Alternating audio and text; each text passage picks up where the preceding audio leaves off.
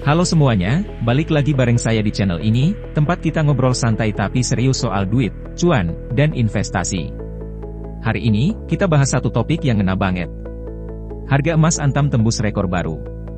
Hari ini Kamis, 17 April 2025, harga emas Antam resmi naik lagi.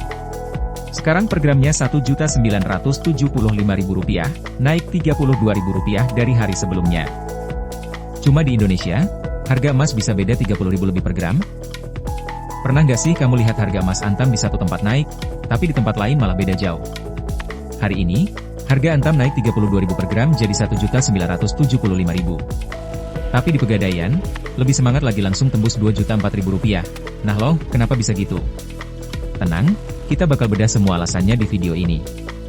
Fenomena unik harga emas di Indonesia. Jadi gini, harga emas di Indonesia itu punya keunikannya sendiri. Beda platform, beda tempat, beda juga harganya. Bahkan selisihnya bisa sampai puluhan ribu rupiah per gram. Di luar negeri, harga emas cenderung seragam. Tapi di sini, harga emas itu kayak cuaca nggak bisa ditebak.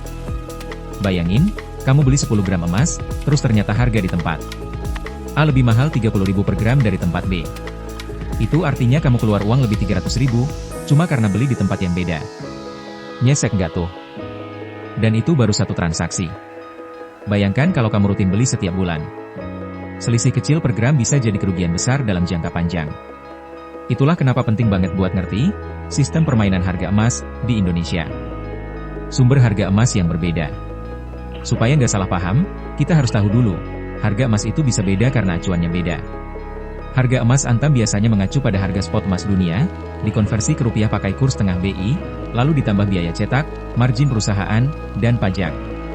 Sementara itu, Pegadaian bisa pakai harga acuan sendiri, tergantung dari mitra penyedia logam mulia mereka, bisa Antam, bisa UBS, atau pihak lain.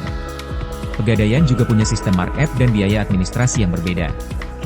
Jadi wajar banget kalau harganya nggak sama persis. Ditambah lagi, sistem update harga di masing-masing institusi itu beda-beda. Ada yang update 2 kali sehari, ada yang sekali, dan ada yang menyesuaikan dengan fluktuasi harga global secara real time. Atau sebaliknya.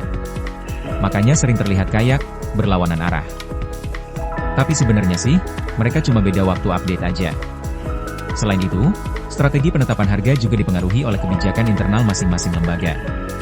Misalnya, Pegadaian mungkin sengaja mempertahankan harga tinggi untuk menjaga margin pada layanan tabungan emasnya. Sedangkan Antam bisa lebih fleksibel karena fokusnya lebih ke penjualan langsung. Negara lain lebih stabil. Kalau kita bandingin sama luar negeri, misalnya Amerika atau Eropa, harga emas di sana lebih stabil.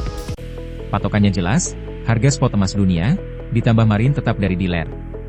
Perbedaan harga antar toko relatif kecil. Transparan. Toko emas di luar negeri biasanya punya aturan ketat dalam margin harga, dan mereka wajib mengikuti harga pasar. Bahkan banyak website yang menampilkan perbandingan harga dari berbagai dealer secara real time. Transparansi ini membuat konsumen merasa lebih aman. Bandingin sama kita, yang harus buka 3 website dulu buat bandingin harga. Belum lagi ada perbedaan harga antar cabang Pegadaian, atau marketplace yang kadang kasih harga promo tapi ada ongkir mahal. Dampaknya buat investor kecil. Lalu, apa dampaknya buat kita? Buat investor kecil, selisih harga ini bisa bikin pusing. Misalnya kamu beli 5 gram hari ini di harga 2 juta per gram. Minggu depan kamu butuh uang dan mau jual, tapi harga buybacknya cuma Rp1.900.000. Rugi sejuta hanya dalam seminggu. Makanya penting banget buat tahu, di mana kamu beli, dan kemana kamu jual. Karena spread harga selisih antara harga beli dan harga jual itu bisa makan banyak dari keuntungan kamu. Bayangin kamu investasi emas selama 5 tahun, dan ternyata selisih harga beli dan jual selalu sekitar Rp50.000 per gram. Untuk 100 gram, kamu kehilangan potensi 5 juta. Dan itu belum termasuk biaya cetak, biaya kirim, atau risiko penyimpanan. Beli di mana yang paling aman? Jadi, lebih aman beli di mana? Antam cocok buat yang mau simpan jangka panjang, karena sertifikatnya diakui secara internasional. Pegadaian cocok buat yang mau nyicil, karena ada program tabungan emas dan sistem gadai kalau butuh dana cepat. Marketplace juga banyak yang jual emas, tapi hati-hati pastikan sellernya resmi dan punya rekam jejak bagus. Jangan asal murah, karena emas palsu juga banyak di luar sana. Bahkan ada yang jual emas fisik, tapi begitu datang cuma lapisan kuningan. Alternatif lain adalah beli di aplikasi investasi emas seperti Tokopedia Emas, Shopee Emas, atau e-commerce lain yang sudah bekerja sama langsung dengan Antam atau Pegadaian. biasanya lebih mudah, tapi kamu harus pastikan keamanan dan legalitasnya. Tips anti rugi beli emas. Tips buat kamu yang mau mulai investasi emas. 1. Selalu bandingkan harga di 2 atau 3 platform sebelum beli. 2. Perhatikan selisih harga beli dan jual. 3. Tentukan tujuanmu, jangka panjang, atau trading cepat. 4. Jangan beli emas karena FOMO, beli karena kamu udah hitung untung ruginya. 5. Pastikan emas yang kamu beli punya sertifikat jelas dan resmi. 6. Gunakan aplikasi atau tools pembanding harga emas. 7. Jangan simpan seluruh emasmu di rumah. Pakai safe deposit box atau layanan penitipan emas. 8. Pelajari juga pajak dan PPh kalau beli atau jual dalam jumlah besar. Edukasi finansial soal emas masih kurang. Masalah lainnya adalah edukasi soal emas di Indonesia masih minim.